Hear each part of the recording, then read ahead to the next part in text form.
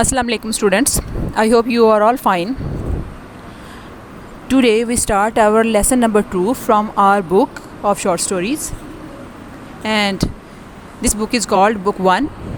Our lesson number 2 is Clearing in the Sky, written by Jess Stott. Before starting our lesson, have a look at the works of the writer.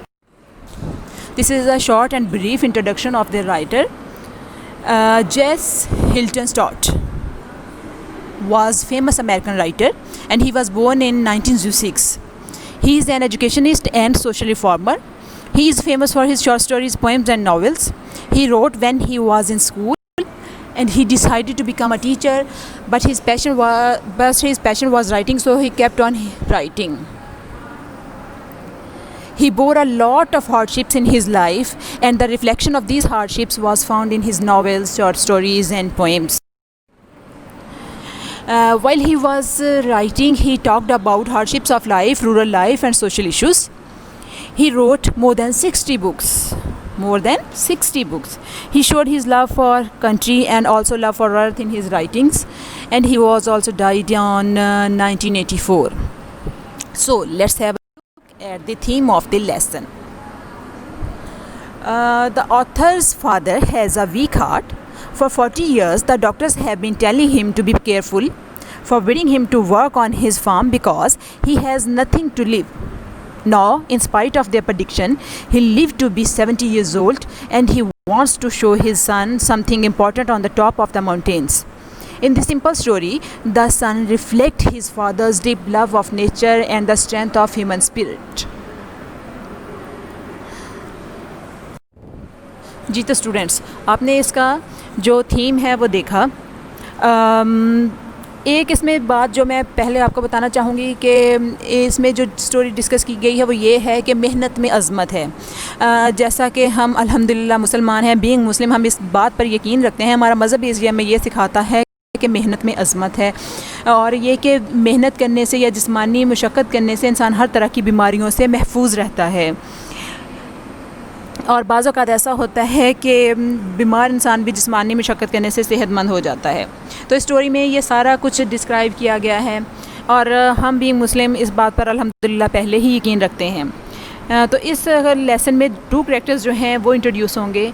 एक बाप है और एक बेटा है. बेटे का नाम यहाँ पर बताया गया है जिसका नाम है जेस, और फादर का नाम यहाँ पर मेंशन नहीं किया गया है. उनकी एज मेंशन की गई है कि वो 70 ईयर्स ओल्ड हैं. दोनों बाप बेटे की कहानी है कि बाप ने अपने यंग एज में वहाँ पर बहुत ऊंची जगह पर जाकर पहाड़ों पर सारी उम्र मेहनत की है. वहाँ पर खेत जो हैं वो बनाए हैं, वहाँ पर वो अपने अर्निंग कमाई है, उसने अपने फैमिली वहाँ पर बनाई है, और वो सारी उम्र मेहनत करता रहा है. वो वहाँ पर बताता है कि आज से बहुत साल पहले जो है ऑलमोस्ट 40 ईयर्स पहले डॉक्टर्स ने उसे कहा था कि वो जिस्मानी मशक्क़त ना करे, लेकिन फिर भी वो जिस्मानी मशक्क़त करता रहा है और उसको आज तक कुछ नहीं हुआ. अभी भी 4-5 महीने पहले वो डॉक्टर के पास गया है. डॉक्टर ने अभी भी उसको मना किया है कि ये चीज़ उसके हार्ट के लिए ठीक नहीं है कि वो ज़्यादा मशक्क़त करे या ज़्यादा चले. इवन कि डॉक्टर्स उसको कहते हैं कि वो जब डॉक्टर के पास अपना ट्रीटमेंट करवाने के लिए या ख़ुद को एग्ज़ामिन करवाने के लिए लेके जाता है, तो डॉक्टर ने उसे ये कहा था कि अभी आप पैदल चल के भी घर ना जाएँ, यहाँ से टैक्सी लें और अपने फ्लैट तक जाएँ, जो कि उसके नेक्स्ट ब्लॉक में ही डॉक्टर था.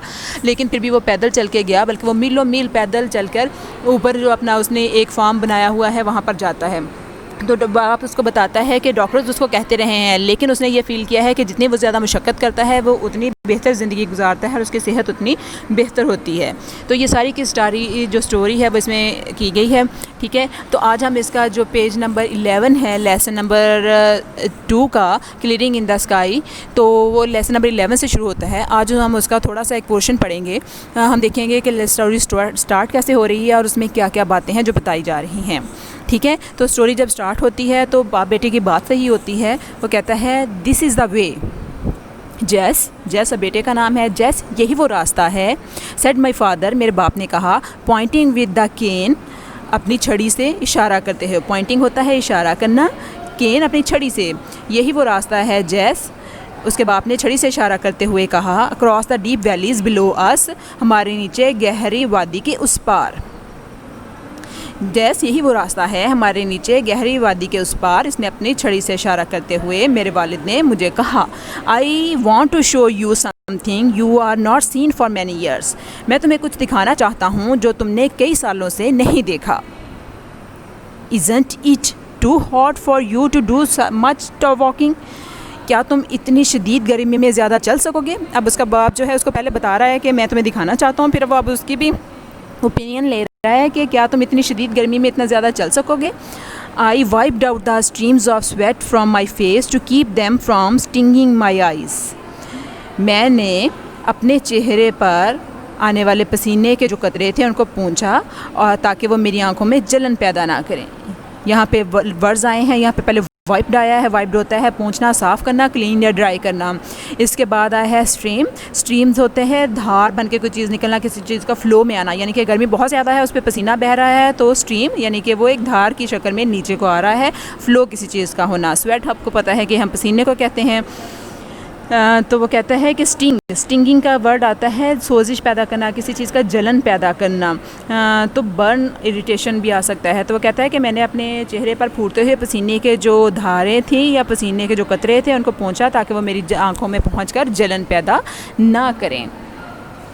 I did not want to go with him. میں ان کے ساتھ نہیں جانا چاہتا تھا. I had just finished walking a half mile uphill from my home to his.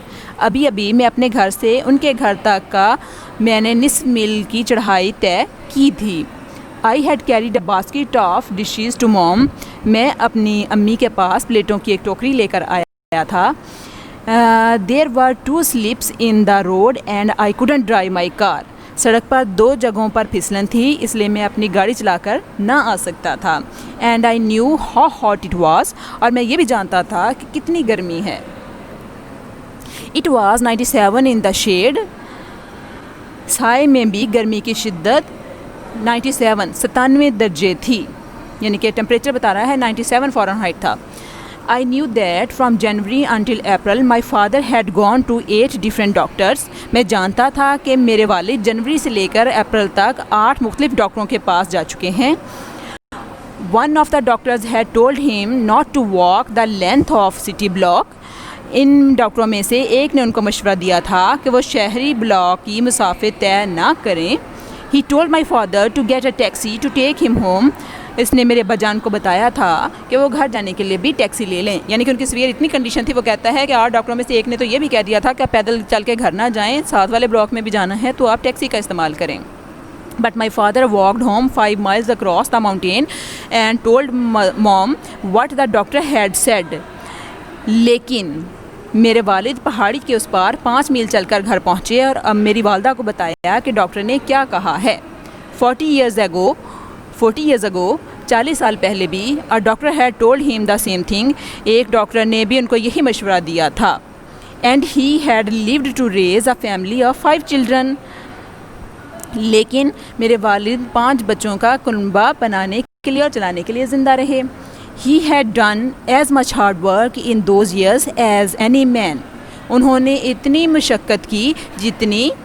ان سالوں میں اتنی مشقت کی جتنی کسی بھی اور شخص نے کی ہوگی. مطلب کہ یہاں سے ہی سٹوری شروع ہو گئی ہے. وہ اپنے فادر کی ہارڈ ورک کی سٹوری جو ہے ہمارے ساتھ ڈسکس کر رہا ہے. ٹھیک ہے اسٹوڈنٹس، آج کے لیے اتنا ہی کافی ہے. کل اس سے آگے ہم نیکسٹ اپنی ٹرانسلیشن سٹارٹ کریں گے.